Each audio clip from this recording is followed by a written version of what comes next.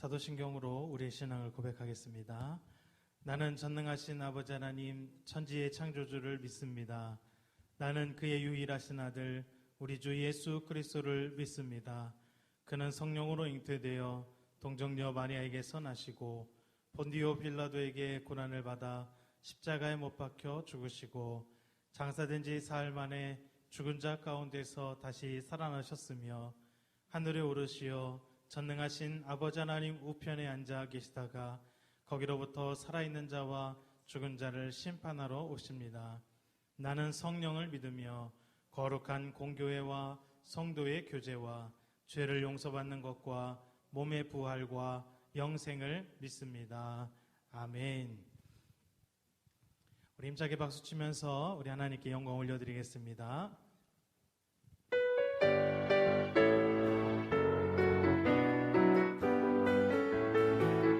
예수 이름이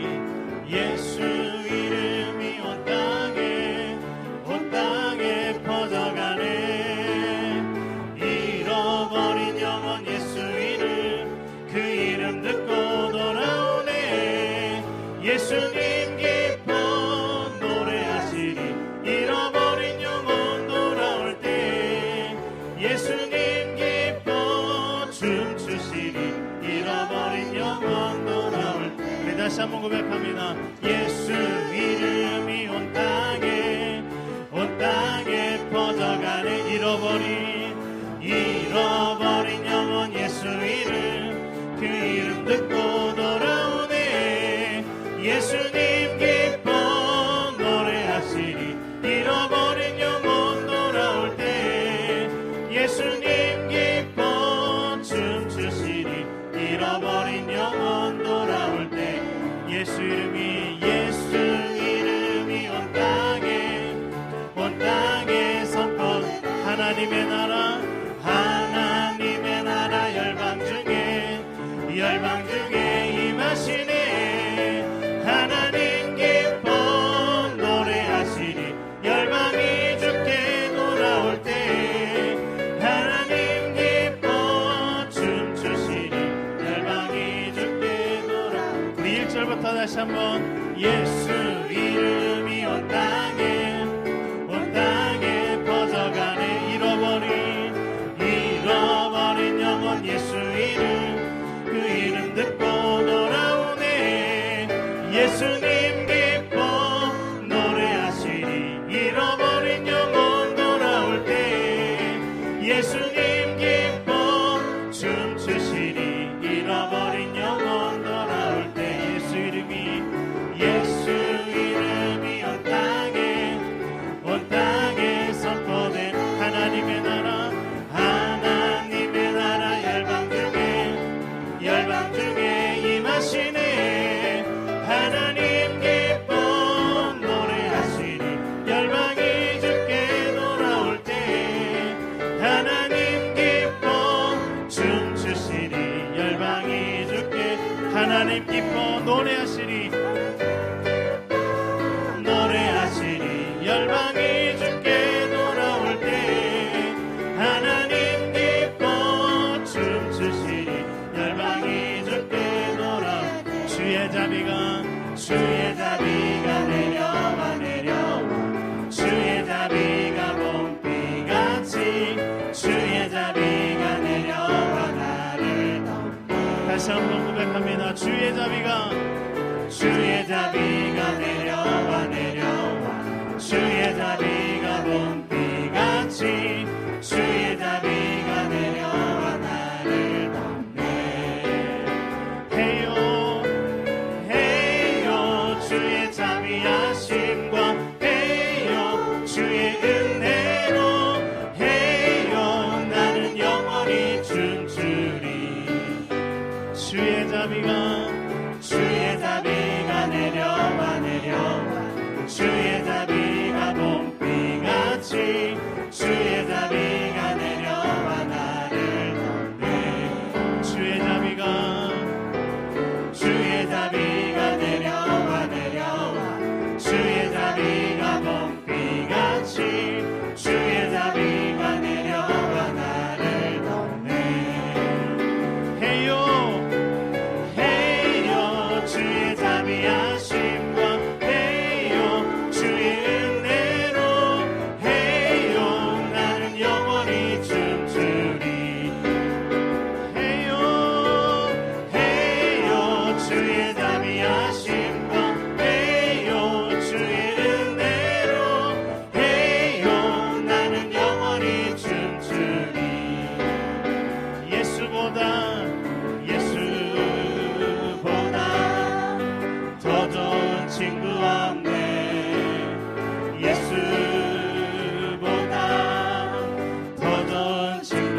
다시 한번 고백할까요? 예수보다 예수보다 더 좋은 친구 없네. 예수보다 더 좋은 친구 없네. 괴로울 때 다가와서 마음에 평화주니 신실하신 나의 참 친구. 외로울 때 찾아와서 친구가 되어주니 사랑 많은 나의 참 친구. 주 예수 사랑하리라. 나의 생명 다할 때까지. 주 예수 사랑하리라. 나의 생명 다할 때까지. 예수 사랑 참 좋은 예수 사랑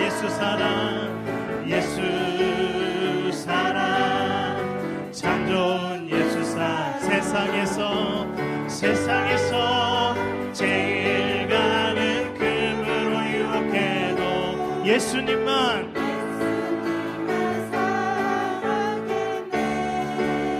세상에서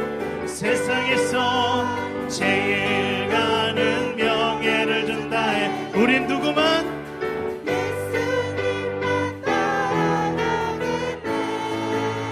우리 믿음으로 주 예수 사랑하리라. 나의 생명 다할 때까지.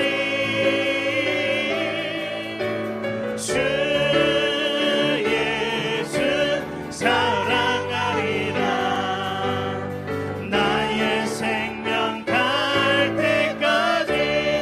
주 예수 사랑하리라. 주 예수 사랑하리라. 나의 생명 다할 때까지. 주 예수 사랑하리라.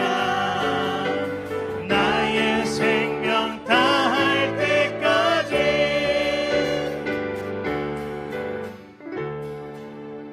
할렐루야. 아멘. 우리 예수님만 따르고 예수님만 사랑하는 우리 남대전의 모든 성도님 되시길 간절히 축복합니다. 아멘. 우리 성령님과 함께 하시는 그곳이 우리가 예배의 자리인 줄 믿습니다. 우리 부르신 곳에서 예배하는 우리 믿음의 자녀들 되겠습니다. 우리 결단하면서 함께 찬양했으면 좋겠습니다.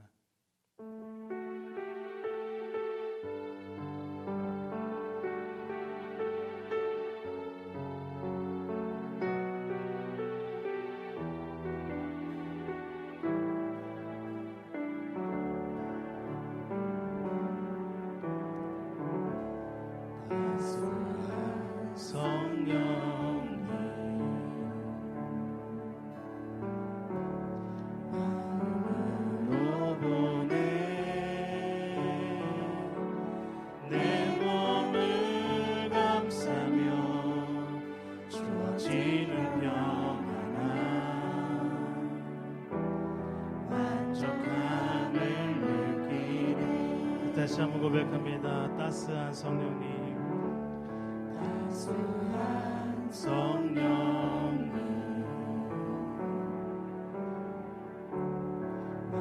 마음으로 보내 내 몸을 감싸며 주어지는 평안함, 만족감을 느끼네. 부르신 곳에서 나는 예배하네. 어떤 상황에도 나는 예배하네. 부르신 곳에서 나는 예배하네.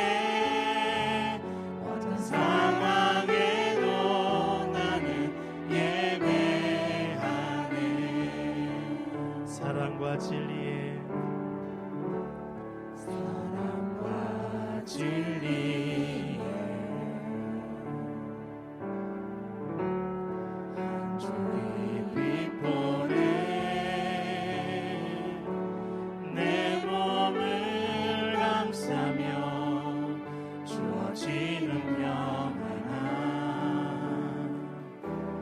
그 사랑을 느끼네 부르신 곳에서 나는 예배하네 어떤 상황에도 나는 예배하네 부르신 곳에서 나는 예배하네 어떤 상황에도 나는 예배하네 부르신 곳에서 예배하네 어떤 상황에도 나는 예배하네 부르신 곳에서 나는 예배하네 어떤 상황에도 나는 예배하네 내가 걸어갈 때 길이 되고 살아갈 때 삶이 되는 그곳에서 예배하네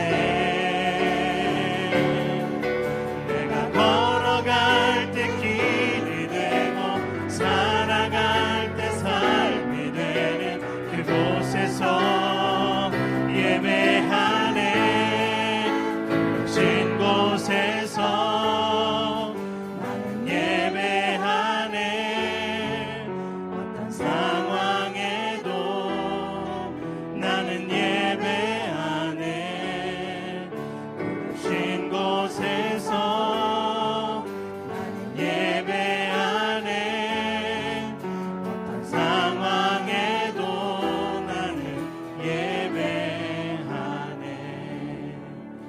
부르신 곳에서 나는 예배하네 어떤 상황에도 나는 예배하네 부르신 곳에서 나는 예배하네 어떤 상황에도 나는 예배하네 우리 신 함께 같이 기도할 때 하나님 성령의 충만함 우리 가운데 허락하여 주셔서 내가 머무는 모든 곳이 예배의 자리 되게 하여 주옵소서 주님을 기쁘시게 하는 예배자 되게 하여 주옵소서 우리 신 함께 기도하며 주님께 나아갑니다 사랑의 하나님 이 시간 주님의 귀한 성령의 충만함을 우리에게 허락하여 주셔서 하나님 믿음으로 고백하는 우리 귀한 모든 성도님들 하나님 모이는 모든 곳이 예배의 자리요 또 우리가 만나는 모든 사람들 가운데 또 그 장소가 하나님 예배의 장소가 될 수 있도록 은혜 베풀어 주옵소서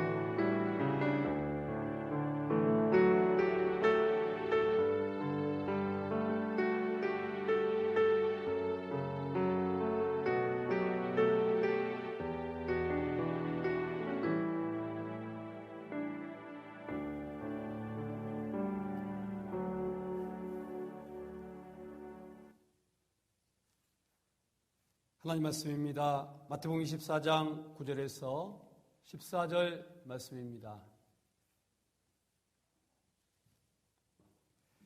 한 절씩 교독합니다. 그때 사람들이 너희를 환난에 넘겨주겠으며 너희를 죽이리니 너희가 내 이름 때문에 모든 민족에게 미움을 받으리라. 그때 많은 사람이 실족하게 되어 서로 잡아주고 서로 미워하겠으며 거짓 선지자가 많이 일어나 많은 사람을 미혹하겠으며 불법이 성함으로 많은 사람의 사랑이 식어지리라. 그러나 끝까지 견디는 자는 구원을 얻으리라. 이 천국 복음이 모든 민족에게 증언되기 위하여 온 세상에 전파되리니 그제야 끝이 오리라. 아멘. 할렐루야. 주님의 이름으로 환영합니다. 우리 웃으면서 인사 한번 나누겠습니다. 잘 오셨습니다. 축복합니다. 제가 웃으면서 그러지요. 교회는 웃어야 됩니다. 봄날처럼 활짝 웃어야 되는 곳이 교회입니다. 우리는 영생을 얻은 사람입니다. 하나님의 사랑을 입은 사람이니까 여러분 웃음이 있길 바랍니다. 우리가 오늘은 종말론적인 삶 네 번째 시간, 핍박을 각오하라. 할렐루야. 웃으라고 해놓고 핍박을 각오하라고 하니까 힘들고 어려운 말인데, 그래도 우리는 핍박을 각오하자. 이것이 영적인 놀라운 체험을 한 사람들의 놀라운 승리의 길입니다. 우리는 이 땅의 어떤 것보다도 하나님 나라가 절대 우선이지요. 이 땅의 어떤 권세도 두려워하지 않고 우리는 하나님 나라를 최우선으로 여기는 사람들입니다. 그러면 우리 믿는 사람들에게 왜 핍박이 다가올까요? 여러분, 우리는 그 근본을 알아야 또 핍박을 각오하고 대처할 수가 있겠지요. 영적 싸움에서 마귀의 장난이어서 핍박이 오는 겁니까? 물론 그럴 수 있습니다. 그런데 우리가 현실적으로 깊이 돌아보고 핍박의 원인을 돌아보면서 우리의 가야 될 길을 정확하게 짚어낼 때에 우리는 핍박을 이겨낼 수가 있는 겁니다. 우리 사람들은 인간 중심의 삶을 살기 원합니다. 그리고 세상의 모든 원칙은 인간 중심입니다. 하나님 중심이 아니라는 거지요. 철저하게 사람의 논리와 이성으로 무장하고 사람의 논리의 길을 걸어갈 때 우리는 그걸 잘했다고 그러고 성실하다고 그러고 또 칭찬도 하지요. 그러나 하나님께서는 사람 중심의 길을 원하는 것이 아니라 하나님 중심의 길을 원하고 있는 거예요. 우리는 인간의 모든 이성과 아무리 돌아봐도 이게 합리적인 길이다, 이 길을 하나님은 원하는 것이 아니고, 아무리 인간이 돌아봐서 인간적으로 비이성적이고 비논리적이고 비합리적이어도 하나님의 뜻을 따르기를 원합니다. 인간은 인간에게 유익을 주기를 원하는데 하나님은 인간의 유익이 먼저가 아니고 하나님의 영광이 우선입니다. 그러니까 인간의 길을 걸어가는 것과 하나님의 뜻을 따르는 것에 상충이 일어날 때가 많이 있다는 거예요. 이 인간의 길과 하나님의 뜻이 서로 대립될 때에 인간들은 하나님의 뜻에 대해서 도전하게 되고 하나님의 뜻을 우선하는 사람들에 대해서 강력한 저항을 하게 되지요. 이것이 바로 핍박의 원인이다. 우리는 오늘 인간의 뜻을 따르려고 이곳에 온 것도 아니고 인간의 목적을 이루기 위해서 이 자리에 온 것이 아니라 나를 권하신 예수님의 사랑을 알고 하나님의 뜨거운 사랑을 안다면 그분의 영광을 위해서 이 자리에 와 있는 거예요. 내 신앙의 길을 가는 것은 나의 어떤 목적을 이루기 위한 것이 아니고 하나님의 뜻을 이루기 위해서 신앙의 길을 가는 겁니다.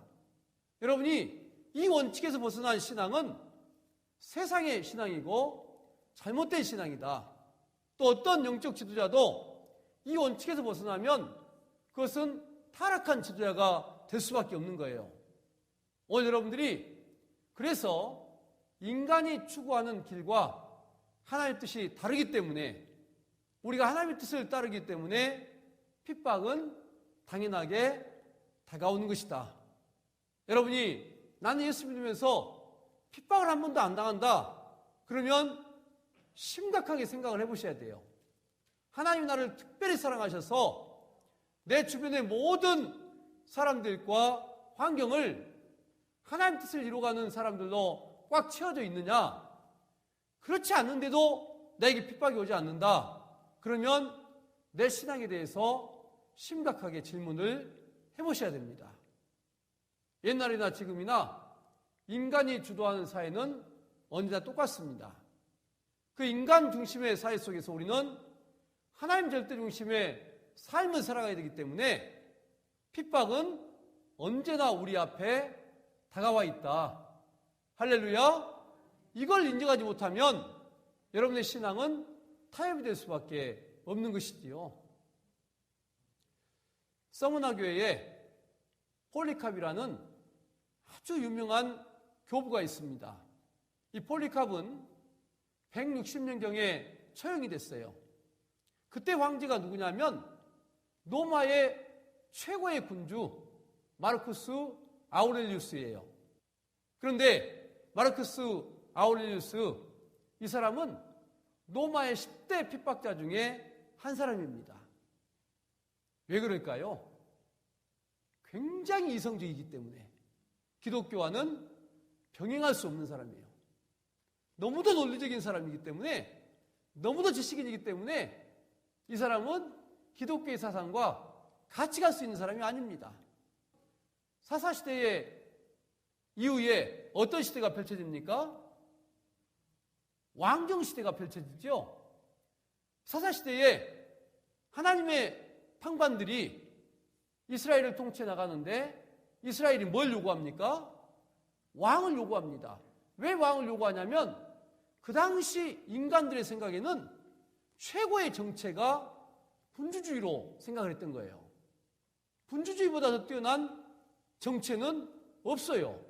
한 사람이, 뛰어난 사람이 다가와서 이거를 온전히 통솔해 가고 지혜롭게 통솔해 가면서 인간 세계를 만들어가는 거지요.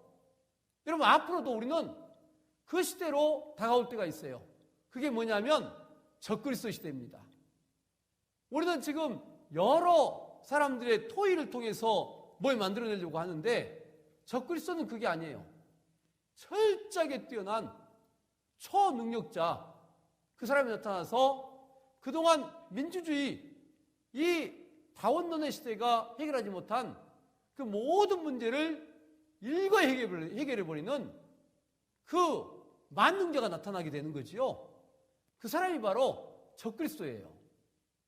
여러분, 우리가 지금 민주주의 제도에서도 찾고 있는 것이 어떤 사람입니까? 초능력자, 우리보다 훨씬 뛰어난 자, 우리를 잘 다스려서 유토피아적인 세계를 줄 수 있는 사람, 유토피아까지는 가지 않더라도, 환상적인 세계까지는 가지 않더라도, 그래서 우리의 모든 문제를 잘 해결해 줄 수 있는 사람, 이 사람을 원하고 있는 거잖아요. 그래서 우리는 선거 때마다 심혈을 기울이는 거예요. 그런데 어때요? 문제들이 잘 해결됩니까? 잘 안 되잖아요. 근데 이 모든 문제를 일거 해결할 수 있는 사람, 그 사람이 등장하게 되는데 그 사람이 바로 적그리스도입니다. 우리 사람들은 항상 그거를 꿈꾸고 있어요. 이 세상 중심의 사람들은 결국은 예수님과 반대의 길을 갈 수밖에 없습니다.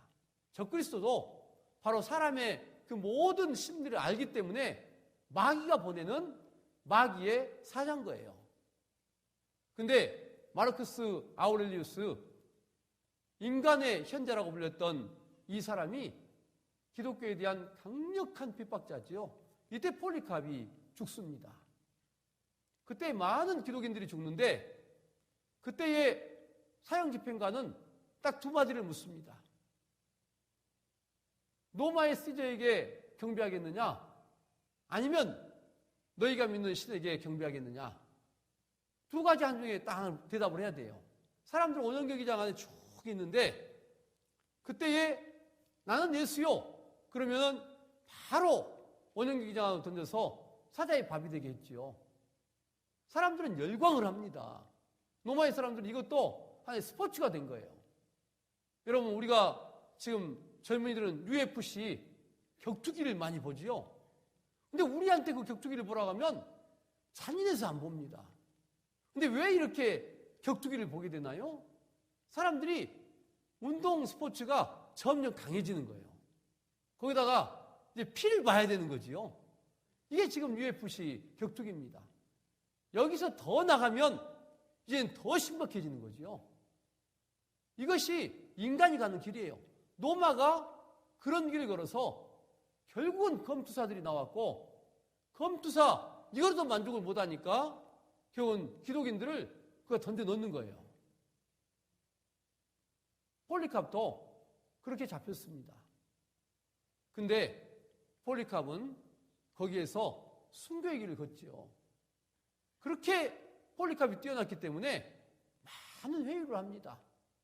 폴리캅 한 사람만 돌아서면 수많은 기독교가 주님께 가는 것이 아니고 인간 로마 시대에게 돌아설 수밖에 없어요. 그래서 폴리캅 한 사람을 변제시키기 위해서 그렇게 최선을 다했는데 결국 폴리캅은 순교의 길을 걷습니다. 그가 남겨놓은 말이 뭡니까? 예수 그리스도, 그분 나를 한 번도 배반한 적이 없다. 난 여기에서 예수님을 배반할 수 없다. 그런데 모든 인간적인 이론과 이성, 로마의 군주제, 세상의 모든 사람들이 가장 합당하다고 생각하는 이 군주제, 이거에 반대되는 폴리캅은 이해될 수가 없는 거예요. 그렇지만 예수 그리스도를 믿는 사람은 그 모든 사람이 합당하다고 생각하는 그 길을 걷지 않기 때문에 순교의 길을 걸을 수밖에 없습니다. 우리나라도 마찬가지입니다. 우리나라도 여러분, 우리나라의 문화사를 공부하다 보면 전주에 윤지충 형제의 사건이 나와요. 윤지충 형제의 사건이 엄청나게 큰 사건입니다. 근데 윤지충 형제가 굉장히 파평유시들이 양반 가문이지요. 근데 이들이 성경을 읽고 하나님을 알았습니다.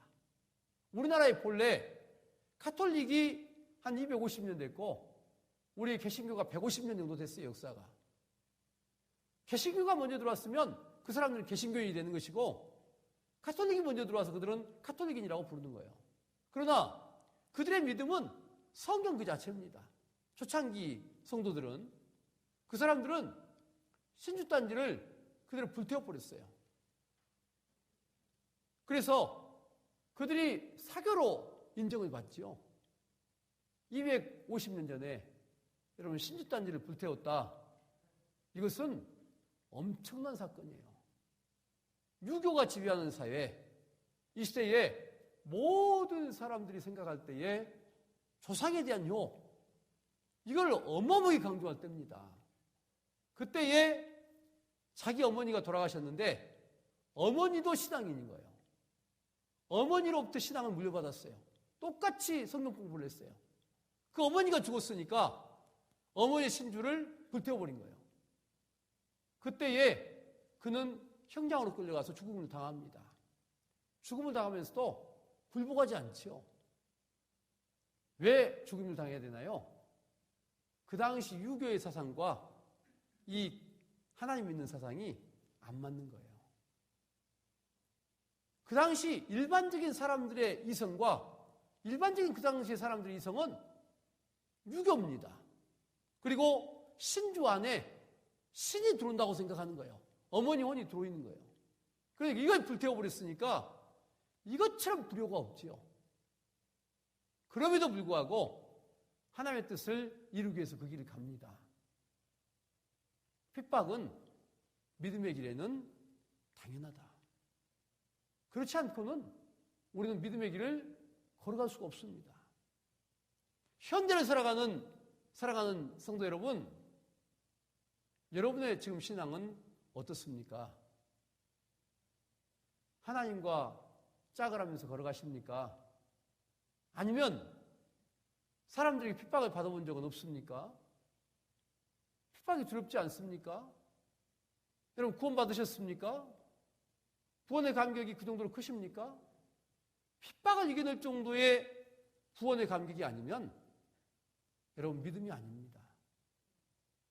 왜 그러냐면 우리의 모든 삶은 신앙과 세상 사이에서 충돌을 일으킬 수밖에 없기 때문에 그런 거예요. 오늘도 마찬가지인 거예요. 세상과 믿음 안에는 충돌이 일어날 수밖에 없어요. 그 충돌을 일으키지 않는다는 것은 나에게 지금 신앙적으로 볼 때는 문제가 있다. 여러분의 신앙을 오늘 한번 돌아보십시오. 믿지 않는 사람 앞에서 예수님을 시인하고 있습니까? 믿지 않는 가족 앞에서 예수님을 철저하게 시인하고 있습니까? 여러분은 자녀를 가르칠 때에 예수님 절대중심으로 가르쳤습니까? 아니면 세상과 타협하면서 가르쳤습니까? 지금 한국교회의 위기가 바로 거기에 있는 거예요. 핍박을 피하고 세상과 적절한 타협을 하는 신앙, 이것이 바로 한국교회의 신앙입니다. 머리 갈 것 없이 여러분 가족을 보시면 답이 나오는 거예요. 여러분 자녀가 예수 중심의 삶을 사십니까? 아니면 신앙 중심의 길을 갖고 가고 있습니까? 여러분, 예수 안 믿어도 고민 안 되십니까? 적당히 예수 믿고 적당히 세상 생활 취해도 자녀의 길 때문에 고민되지 않으십니까? 그러면 여러분의 신앙은 이미 타협하고 있는 거예요. 우리가 오늘 종말론적인 삶, 예수님 다시 오실 때 기다리는 삶을 종말론적인 삶이라고 그래요. 예수님 다시 오시라고 말만 하지 말고 삶이 예수 중심이냐를 먼저 물어보세요. 그것이 안 되면 여러분 예수님 오셔도 절대로 맞이하는 주인공 될 수 없습니다. 비참해지는 거예요. 우리에게 오늘 삶을 다시 돌아보라. 그리고 내가 살아가고 있는 이 방법이 진짜 예수의 방법인지 아닌지를 돌아보라. 우리 한국 기독교 심각하게 생각해야 됩니다. 오늘 본문의 말씀은 아주 단순해요. 그래서 이 본문의 말씀 배경을 계속 지금 제가 던져주는 거예요. 예수님의 제자 중에 열심당원이 2명이 있습니다. 누구냐면 시몬과 유다예요. 성경에 셀로딘, 시몬, 그리고 유다가 동시에 언급이 되고 있는데 셀로딘이라는 것이 열심인 사람 이 뜻입니다. 이 열심인 사람 뜻이 뭐냐면 열심당원이라는 거예요. 독립당원을 셀로딘 이렇게 불렀어요. 이 셀로딘을 아람어로 뭐라고 했냐? 가나나인 이렇게 했어요. 다른 마태복음에는 가나나인 시몬과 가룟 유다로 나와요. 음역을 그냥 해놓은 거예요. 이 열심당원들이 두 길을 걷습니다.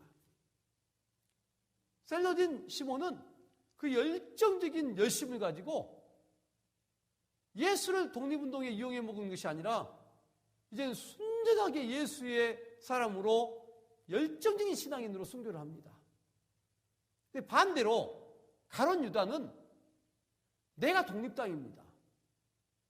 유다는 은 30에 예수를 팔았지만 그가 은 30이 욕심나서 판 게 아니에요. 그는 굉장히 지식인입니다. 그런데 그가 예수를 판 이유가 뭡니까? 많은 신학자들은 두 가지로 봐요. 첫째는 예수께 실망했다는 거예요. 둘째는 예수를 팔아서 그 예수를 강력하게 핍박해오는 로마인들에 대해서 예수의 본능이 드러날 거라는 거예요. 그래서 예수님을 이용하기 위한 배신입니다. 예수님의 그 본능을 이용하기 위한 거지요. 근데 안타깝게 예수님은 인간적인 대응을 하지 아니하고 십자가에 돌아가셔 버렸어요. 우리는 여러분 독립운동 얼마나 정당합니까? 유대의 독립, 그 당시 유대인들이 볼 때는 이것처럼 무서운 일이 없어요. 그런데 예수님은 정치인으로 이 땅에 오지 않았어요. 예수님은 사회 문제 해결하려고 이 땅에 온 것도 아니에요. 성경 어디를 봐도 이 정치와 사회 문제 예수님은 개입을 하지 않아요. 심지어는 로마에 세금 바치는 이 문제를 물어볼 때에도 예수님 뭐라고 말씀하십니까? 주화를 한번 갖고 와봐라. 그리고 이 주화에 새겨진 얼굴이 네 것이냐? 로마의 황제 것은 로마에게, 하나님의 것은 하나님에게. 이것이 예수님의 뜻입니다. 예수님 오신 목적은 단 하나입니다. 영혼 구원이에요. 유대인이건 로마인이건 이방인이건 게르만인이건 구별이 없어요. 예수님은 철저하게 영혼 구원입니다. 정치에 끼어들지 않는다는 거예요. 예수님은 어떤 정치적인 목적이나 인간적인 사회적인 유익을 만들기 위한 목적에 이용한 적이 없어요. 근데 인간은 항상 목적이 거기에 있는 거예요. 그러니까 충돌이 일어나는 겁니다. 이 충돌을 일어나는 것에 대해서 우리는 심각하게 생각을 해야 된다. 유다는 그 충돌로 인해서 예수님을 배반했습니다. 근데 반대로 교회가 정치에 끼어들 때에 수많은 사람이 또 죽습니다. 그 사람들이 왜 죽습니까? 이 타협하지 않기 위해서. 인간의 뜻과 하나님의 뜻이 다르기 때문에 항상 충돌이 일어날 수밖에 없는 거예요. 여러분은 어느 길을 선택하시겠습니까? 여러분의 목적을 위해서 예수를 믿지 마십시오. 영혼 구원을 위해서 예수께 나오는 겁니다. 인간 세상의 목적을 이루기 위해서 우리는 이곳에 나와 있지 않아요. 교회도 인간 세상의 목적을 이루기 위해서 교회가 존재하는 게 아니에요. 우리 인간의 의의를 위해서 교회는 존재하는 게 아니고 영적 의의를 위해서 교회는 존재하는 겁니다. 이거를 기억하라는 거예요. 오늘 본문은 그 속에서 핍박은 우리에게 다가올 수밖에 없다. 성경을 그렇게 보셔야 돼요. 왜 핍박이 다가오느냐? 왜 우리는 핍박을 받을 수밖에 없는 거냐? 기독교는 예수님 오실 때까지 핍박을 피할 수가 없어요. 왜요? 하나님의 뜻과 인간의 정의는 다르기 때문이에요. 그래서 여러분은 인간의 정의를 선택하겠느냐? 아니면 하나님의 뜻을 선택하겠느냐? 여러분의 선택에 달려 있습니다. 성경은 신앙의 길, 영생의 길, 생명의 길은 하나님의 뜻을 따르는 것이다. 이것이 바로 예수님의 길입니다. 1번 한번 봐봅시다. 예수님께서는 세상 끝날에 신앙인들이 어떤 핍박을 받는다고 말씀하셨는가? 9절에 보면 어떤 핍박입니까? 환난에 넘겨주고 죽인다고 그랬습니다. 모든 민족에게 미움을 받아요.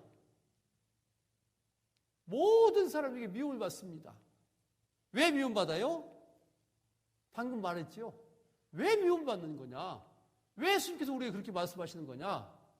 인간의 의와 하나님의 뜻은 다르기 때문에. 인간의 모든 목적과 하나님의 뜻은 완전히 다른 거예요. 여러분, 인간적인 성실함, 이것이 하나님의 뜻은 100% 아니라는 걸 기억하셔야 돼요. 우리 성실함을 버리라는 게 아니라 인간의 목적을 이루기 위한 성실함이 때로는 신앙에 있어서는 큰 적일 때가 많아요. 그래서 우리가 하나님 앞에서 인간의 목적이 우선이냐, 하나님의 뜻이 우선이냐를 반드시 물으셔야 됩니다. 우리는 하나님의 뜻이 절대 우선이다. 그렇기 때문에 세상은 우리를 미워할 수밖에 없다. 여러분은 미움을 받으셔야 되는 거예요. 그래야 정상인 거예요. 그럼에도 불구하고 하나님의 뜻을 이루려고 해야 돼요. 로마는 그것 때문에 정복당한 거예요. 보십시오. 하나님의 뜻을 이루어가는 초대교회가 얼마나 많이 죽어갑니까? 그런데 그렇게 죽어갑니다. 그런데 로마의 사람들이 교회로 들어오는 거예요. 로마의 순교지를 가면요, 로마의 그 당시에 이 핍박의 장소는 두 가지입니다. 아까 제가 말했죠. 가이사에게 절하겠느냐, 예수를 네가 선택하겠느냐. 거기서 예수를 선택하면 바로 던져집니다. 가이사를 선택하면 어떤 일이 벌어진지 아십니까? 바로 가이사의 재단에 가서 분향을 해야 돼요. 근데 사람들은 뭐라고 말하냐? 배신자라고 소리 지릅니다. 살려는 줍니다. 근데 배신자가 돼요. 그러니까 로마의 사람들에게는 예수를 한번 믿으면 죽는 거 아니면 배신자로 낙인찍으면서 살아가야 돼요. 근데 예수를 배반해도 배신자가 되는 거예요. 그들 눈에는. 그러니까 예수를 믿기가 어려워요, 쉬워요?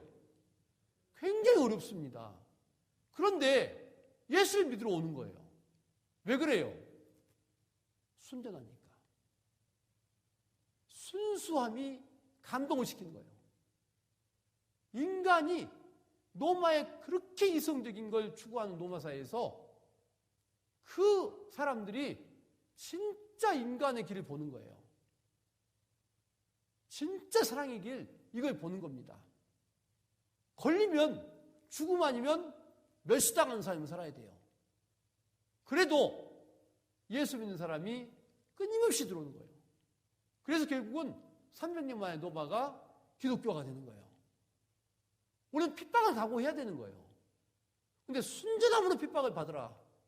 그러면 세상은 기독교에 굴복할 수밖에 없는 거예요. 예수님께서 광야에 가서 40일 굶주렸습니다. 인간의 이성으로는 빵이 떡떡이가 되게 해서 먹어야 이성인 거예요. 이게 합리적인 거예요. 예수님 빵을 떡으로 만들 수 있어요.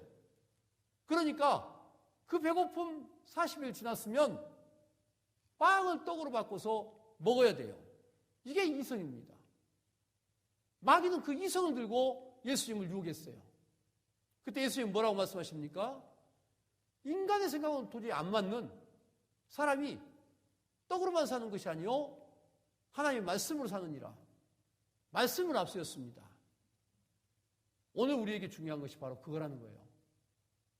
우리는 떡으로만 사는 게 아니에요.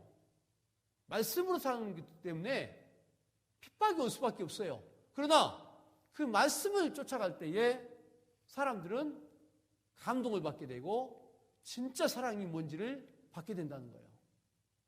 오늘 교회는 그것이 사라져서 쇠퇴하는 겁니다. 우리는 핍박은 당연하다. 거기다 써놓으세요. 여러분, 내가 핍박받는 것은 당연하다. 핍박을 두려워하면 예수 믿을 수 없어요. 두 번째 문제는 세상 끝날의 신앙인들이 주의해야 할 것은 뭡니까? 11절에 세상 끝날에 거짓 선지자가 많이 일어나 많은 사람을 미혹한다 그랬어요. 참 선지자는 핍박을 받습니다. 거짓 선지자가 많이 일어나요. 자, 거짓 선지자의 기준이 뭡니까? 미혹이라고 그랬습니다. 미혹. 유혹해서 넘어뜨린다는 거예요. 미혹은 아주 유사한 거예요. 진리는 아닌데 진리에 유사한 거예요. 아담과 하와를 누가 유혹했습니까? 뱀이 유혹했죠. 마귀는 정체를 드러내지 않아요. 뱀이 유혹했습니다. 뱀은 하나님 만든 피조물 중에서 가장 아름답다고 그랬어요. 강교하더라 이렇게 됐습니다. 성경에. 우리 한국말로 번역을 해서 강교지 그게 아름, 그래서 그처럼 지혜로운 거예요. 아름은 아름답고 지혜롭다 뜻이에요. 모든 피조물 중에서 가장 지혜롭게 다가옵니다. 이게 미혹이에요. 우리가 정말 순수함으로 무장하지 않으면, 제가 계속 반복합니다. 순수함으로 무장하지 않으면 우리는 그 아름에 넘어갈 수밖에 없어요. 인간의 지혜에 넘어갈 수밖에 없다는 거예요. 근데 순수함이 뭐냐? 하나님 뜻이 우선이냐? 이걸 물으셔야 돼요. 여러분, 아무리 우리가 믿는 사람 모이라고 해도 거기에 하나님 뜻을 이루기 위한 것이냐, 인간의 사고나 목적을 이루기 위한 것이냐를 보셔야 돼요. 하나님의 뜻이 우선이면 그것이 진리지만, 인간의 아무리 예수 이름으로 모아놔도 인간의 어떤 목적이 따로 있으면 이거는 아름이에요. 이건 인간의 지혜인 거예요. 이게 거짓 선지자입니다. 여러분, 신앙인은 하나님의 뜻을 이루는 그 모임 외에는 모이면 안 돼요. 그래서 제가 우리 교회도 모든 교회 다 깨라고 그러잖아요. 다른 인간적인 목적으로 교회를 만드는 것은 절대 교회에 맞질 않아요. 성경 공부하겠다고 모이면 맞지 않습니다. 근데 여러분, 교회하겠다고 모이면 저는 반대예요. 다른 어떤 것도 마찬가지예요. 뭐 우리 보험을 들자. 교회에서 왜 그게 필요한 거예요? 교회는 순전해야 돼요.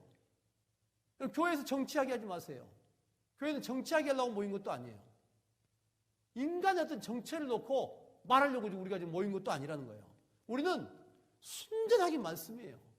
하나님의 뜻이 목적인 거지 다른 어떤 것도 이것을 개입시키지 말라는 거예요. 이것에서 벗어나 버리면 우리는 아름에 넘어갈 수밖에 없어요. 그래서 거짓 선지자를 조심하라. 말씀 중심인가? 이거 굉장히 중요한 겁니다. 영적 중심인가? 세상 중심인가? 이걸 여러분들이 분명히 판단하라는 거예요. 여기에서 벗어나면 악입니다. 우리 남대전이 여러분 이거를 벗어나는 그 어떤 것도 우리는 시도해서는 안 되는 거예요. 순전해야 됩니다. 그래야 우리는 핍박 속에서도 영적인 승리를 향해서 나갈 수 있다. 핍박은 당연한 거예요. 여러분 핍박을 두려워하면 안 돼요. 핍박은 당연한 거예요. 그런데 우리가 거기에서 이길 수 있겠느냐 하는 겁니다. 지금부터 순전함으로 나가야 이길 수 있는 거예요. 잘 들으십시오. 조금 가면 이제 인권법 나오게 될 것이고 저는 그거 반대예요. 여러분들 찬성하는 거 아닙니다. 근데 저는 원칙적인 근본 방해 방법을 이길 수 있는 방법은 순수 신앙입니다. 여러분 자녀는 다 세상적으로 살게 해놓고 인권법 반대한다고 외쳐봐야 아무 소용없어요. 여러분 자녀부터 순수하게 끌어들이세요. 그렇잖아요. 여러분 자녀는 술집에 가고 술 퍼먹고 있는데 인권법 말하고 있으면 되겠어요? 여러분 자녀는 쉽게 낙태하는데 우리는 낙태 여러분 금지법을 우리가 제정하자 그러면 지금 낙태 허용법을 만들려고 난리잖아요. 낙태 허용법 반대한다고 하면 되겠냐고요. 우리 자체가 지켜지지 않는데 기독교 안에서는 지켜지지도 않으면서 성경이 반하니까 우리 반대한다고요? 안 되는 소리예요. 우리가 순전해야 돼요. 우리가 순전하지 못하기 때문에 그런 거예요. 여러분 인권법이요. WCC 종교다원론으로 가면 이 인권법은 당연하게 무너지는 거예요. 인권법은 당연하게 세워진다는 거예요. 순수 복음이 돼야 무너지는 거예요. 인권법이. 지금 한국교회는 다 WCC로 가고 있는데 여러분 그 WCC 가는 교회들이 인권법 반대한다고 외쳐요? 모순이 있는 거예요. 마귀는 웃고 있는 겁니다. 앞으로 교단이요. 여러분 나중에 가서 그때가 되면 깨달을 거예요. 교단, 우리는 성결교단입니다. 우리 교단 아직 WCC를 반대하고 있지만 지도자들은 다 그쪽입니다. 외형만 지금 성도들이 아직도 다수가 반대론자가 있기 때문에 그쪽을 안 가는 것 뿐이지 여러분 그 순간으로 기울게 돼 있어요. 그때 여러분 정말 순수함 지킬 수 있겠느냐. 그때 WCC 안 가면 이단은 소리 들어도 핍박받을 수 있긴 가고 있겠느냐. 어떻습니까? 여러분 우리는 이단이라는 소리가 엄청나게 무섭잖아요. 우리도 스스로 이단을 정죄하고 있고 근데 우리가 이단이라는 소리를 들은 그 순간이 오면 여러분 과연 이겨낼 수 있겠느냐? 어려운 거예요. 지금부터 여러분 순전하게 복음으로 가세요. 어떤 정치적인 거, 경제적인 거, 사회적인 거 이게 중심이 아니고 우리는 기독교가 지금 순전하지 못해서 문제인 거지 순전한 기독교가 힘이 있는 거예요.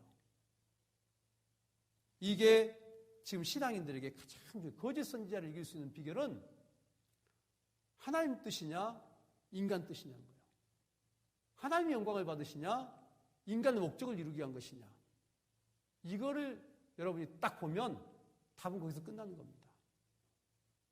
세 번째, 세상 끝날에는 불법이 성함으로 많은 사람이 변한다고 했습니다. 12절에 불법이 성함으로 많은 사람의 변함이 뭡니까? 사랑이 식어지는 거예요. 사랑. 불법이 성이에요. 불법은 뭡니까? 진리에서 벗어나는 거예요. 불법은 다른 게 아닙니다. 여기에서 불법은 진리에서 벗어나는 걸 불법이라고 말해요. 우리가 만든 세상의 법이 아닙니다. 우리가 만든 세상의 법은 기준이 아니에요. 이거는 국회의원들이 이권에 따라서 만들 때가 많아요. 세상의 법을 어겼다고 해서 나쁜 사람 아닌 거예요. 하나님과 반대되는 법은 어겨서 감옥 갈 수 있는 거지요. 근데 하나님 말씀에 어긋나는 것이 불법이라는 거예요. 뭔 뜻인지 알겠어요? 굉장히 중요한 이야기입니다. 그래서 불법이 성하기 때문에, 불법이 성하다는 건 뭔 말이냐면 하나님 말씀과 반대되는 것이 융성하기 때문에 사랑이 식어지는 거예요. 이거는 굉장히 무서운 이야기예요. 사랑이 없어지는 거예요. 우리 마음속에서. 왜요? 하나님이 떠나가는 거예요.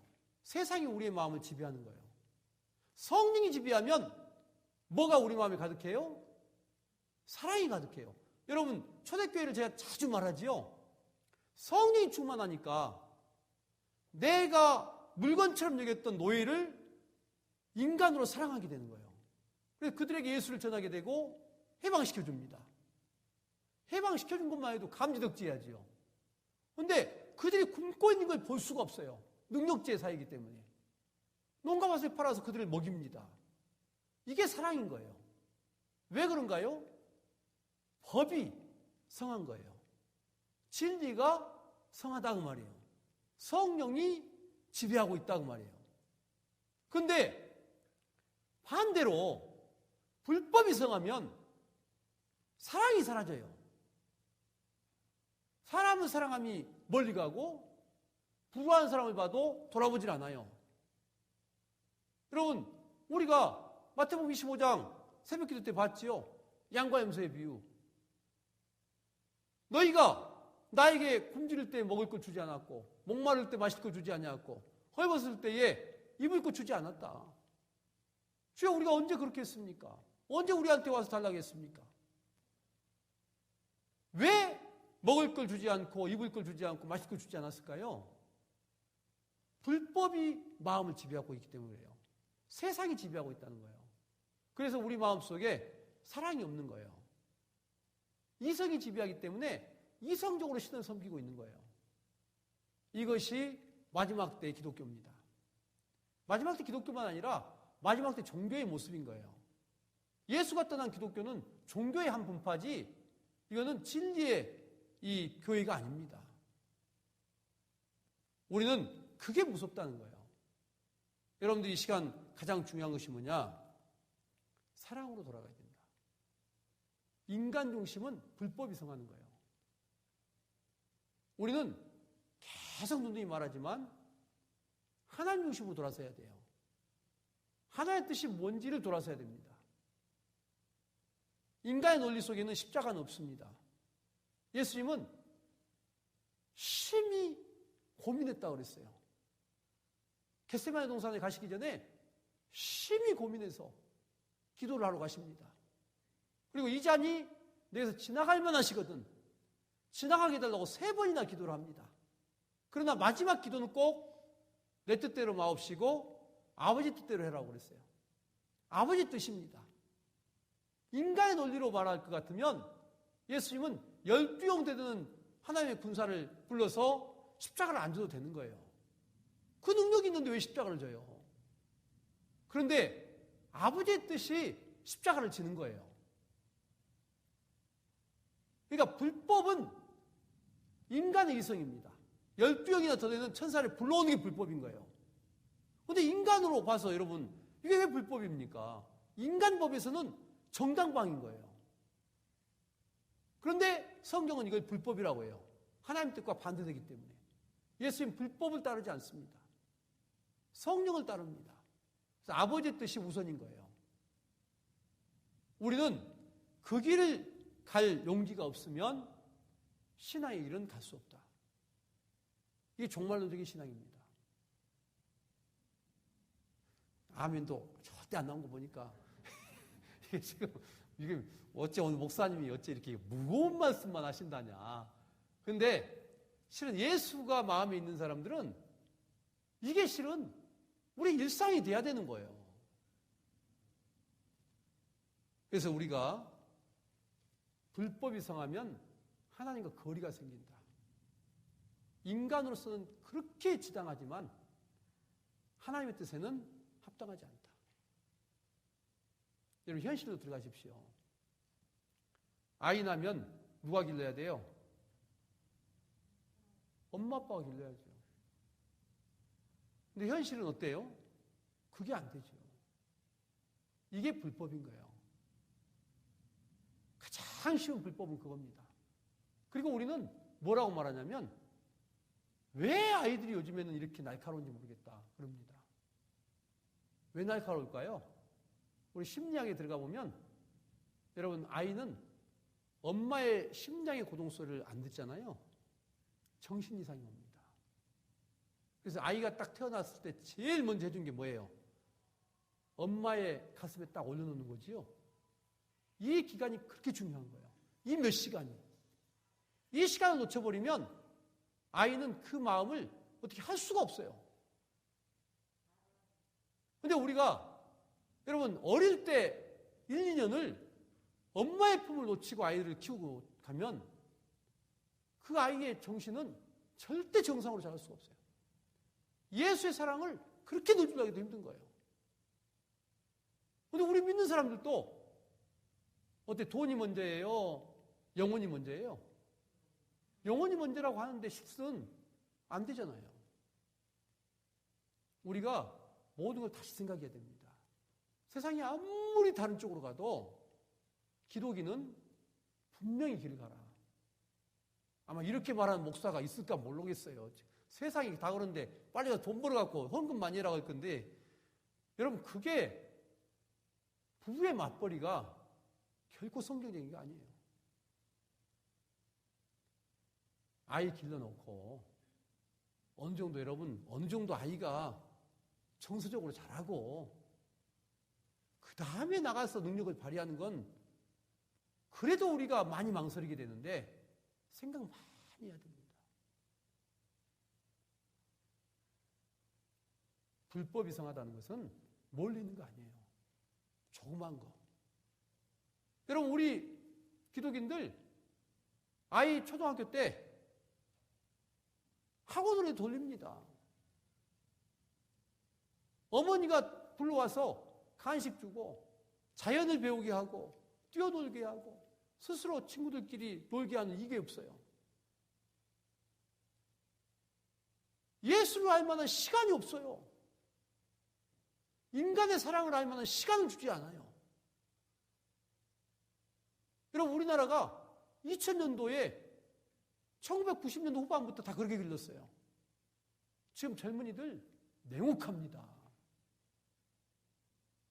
여러분 그 현실을 아십니까?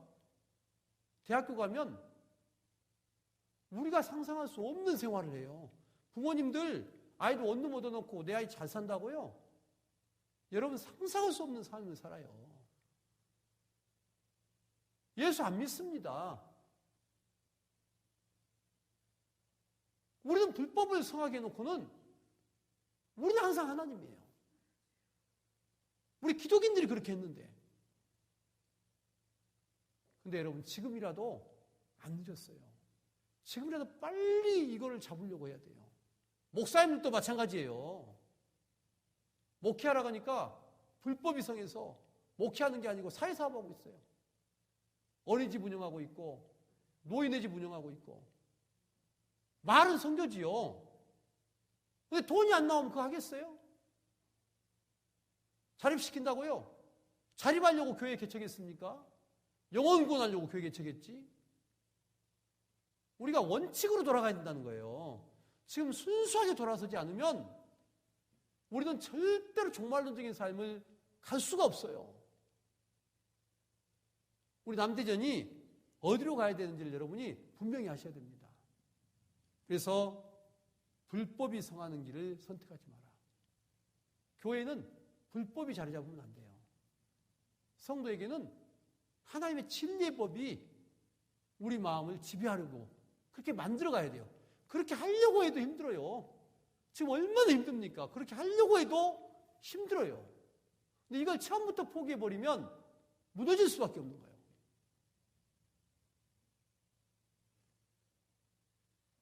네 번째, 세상 끝날에는 어떤 자가 구원을 얻는다고 말합니까? 어떤 자가 구원을 얻습니까? 13절에 끝까지 견디는 자. 견딘다는 것은 쉬워요, 어려워요? 어렵다는 말이지요.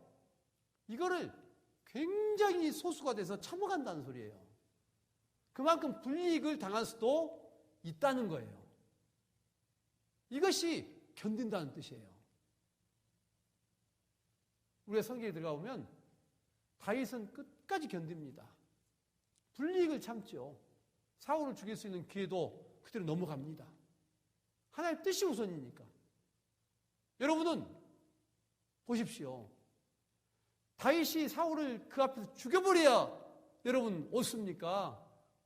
하나님 기름 부음 받은 자니까 하나님께 맡기고 가야 옳습니까? 우리는 여기서는 그렇게 쉽게 대답할 수 있어요. 죽여버린 게 아니고 맡기고 가야지요. 근데 그러려면 기약이 없어요. 언제까지 도망다닐지 몰라요. 내가 얼마 전에 그 말 했지요. 저희 대학교 선배인 이재철 목사님이 15,000명 목회하고 은퇴를 했습니다. 지금 지리산에 살아요. 그분이 약속을 했어요. 우리나라 땅 10만 원 이하인 곳에 가서 살겠다. 그래서 그곳에 교회에서 10만 원 이하, 여러분 몇백 평 사봐야 뭐 대전 아파트도 못 삽니다. 그리고 집을 지어줬어요. 거기서 삽니다. 그 아들이 요즘에 주목받지요. 뭐 노래에 나와가지고 천재라고 그러잖아요. 근데 그 아들 제가 기사를 쭉 보니까 영국에 한번 보내달라고 해서 보내줬습니다. 1년 약속했어요. 아들하고 1년만 갔다 와. 아들도 그렇게 약속했습니다.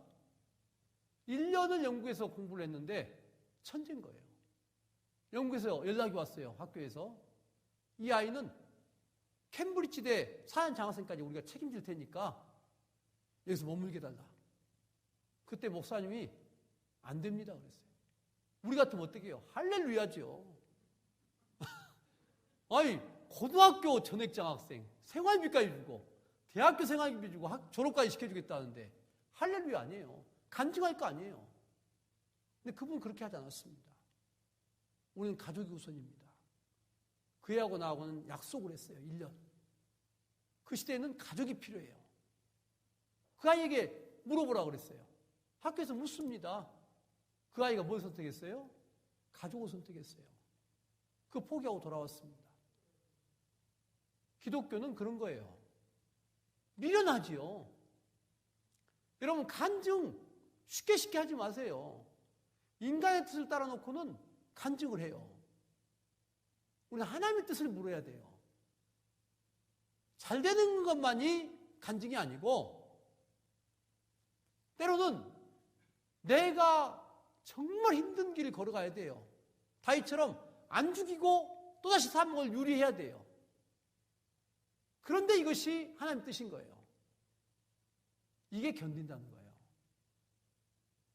우리가 견딘다는 것이 뭔지를 알아야 됩니다. 그래야 종말론적인 삶이 시작이 되는 거예요. 여러분 견딥시다. 이게 중요한 거예요. 신앙은 거기에 있는 거예요. 자, 이제 마지막입니다. 세상 끝은 언제 온다고 합니까? 천국 복음이 모든 민족에게 증언되기 위해서 온 세상에 전파되어야 됩니다. 그 천국 복음이 어떻게 전파되어야 됩니까? 여러분 예수 믿으세요? 이게 아니에요. 복음은 우리를 통해서 증거되는 거예요. 예수가 주인인 거. 주인인다는 것이 뭔지를 아는 거예요. 예수 믿고 영생을 얻었다는 것이 뭔지를 보여줘야 될 거 아니에요. 예수 믿으면 구원받아요. 뭐가 믿는 건지를 보여줘야 되는 거예요. 법이 성행하는 것이 뭔가를 보여줘야 되는 거예요. 이게 로마 초대교회였어요. 말만 믿으세요가 아니라 법이 뭔지를 보여줬던 거예요.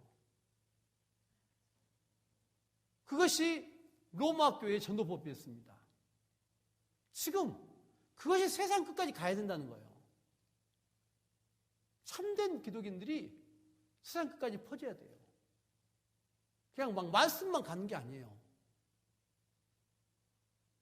이것이 전파되고 주님은 우리 책임을 묻기를 원하십니다. 그걸 본 그 모든 것을 보고도 믿지 않으면 그 피를 그에게 찾겠다고 하시는 거예요. 오늘 우리는 참된 복음을 전할 의무가 있다. 그러기 위해서 우리는 종말론적인 삶을 살아가려고 몸부림을 쳐야 돼요. 앞에 설교한 저도 많이 부족합니다. 엄청 부족하죠. 근데 종말론적인 삶을 살려고 몸부림을 쳐야 돼요. 그래야 조금이라도 닮아가는 거예요. 우리가 오늘 핍박을 각오하라 하는 이 말씀을 보면서 우리의 삶을 한번 곰곰이 돌아보기를 바랍니다. 이제 저는 마무리를 짓겠습니다. 저 뒤에 가면 예화를 써놨는데 조그만 피라미나 송사리 이거의 뇌 한쪽을 살짝 다치게 해요. 그러면 이 송사리가 막 이렇게 기형적인 행동을 한다는 거예요. 그런데 이 기형적인 행동을 한 그 송사리를 딱 풀어놓으면 어떤 변화가 일어나나 과학자들이 봤더니 어항 속에서 다른 송사리를 또 막 기형적으로 똑같이 하는 거예요. 왜 그러냐면 이 송사리 기형적인 행동이 가식이 아니고 내가 지금 이걸 가식으로 하는 게 아니고 진짜로 막 하는 거예요. 그걸 보고 다른 송사리들이 그걸 따라가는 거예요. 하나님은 우리 인간적인 이 뇌가 성령의 뇌로 바뀌어서 인간적인 눈으로 볼 때는 그 기형적인 송사리처럼 살기를 원하는 거예요. 그러면 세상은 우리를 강력하게 핍박은 하지만 놀라운 것은 세상은 우리에게 정복당한다는 거예요. 우리 굴복하게 돼 있어요. 이것이 기독교의 힘입니다. 핍박을 각오하십시오.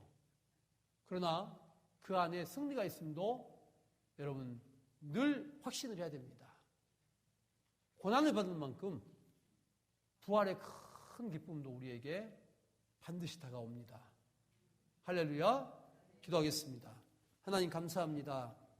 오늘도 우리는 말씀을 통해서 우리가 가야 될 길을 다시 발견하게 됩니다. 하나님 종말론적인 삶이 우리에게 있게 해 주옵소서. 순전한 말씀과 오직 하나님의 뜻을 묻는 순전한 진리의 법이 우리 마음 가운데 성하게 해 주시옵소서. 우리 남대현 교회가 마지막 때에 말씀에 서 있는 교회, 하나님의 뜻을 이루어가는 교회가 되게 해 주옵소서. 승리가 있기를 원합니다. 이 시간도 귀한 힘을 올립니다. 회개와 회복 또 1,000번째 힘을 올렸습니다. 하나님 귀한 힘을 받으시고 축복해 주시옵소서. 기도를 응답해 주시고 간증의 입술들 되게 해 주옵소서. 예수님의 이름으로 축복하며 기도하옵나이다. 아멘.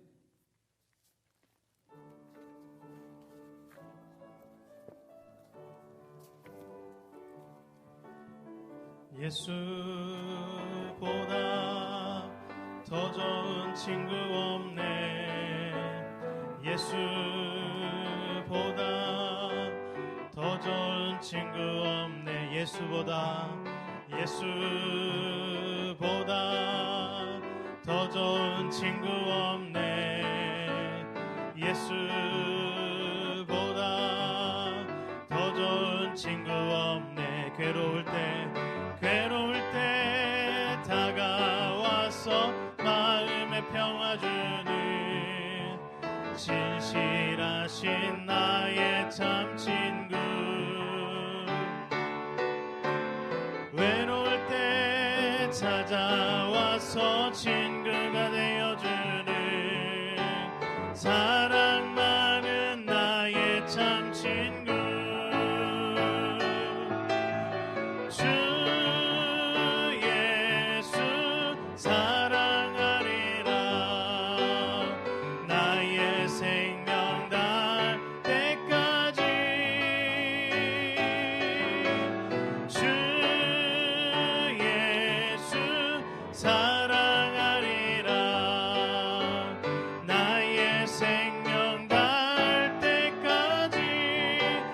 주 예수 주 예수 사랑하리라 나의 생명 닿을 때까지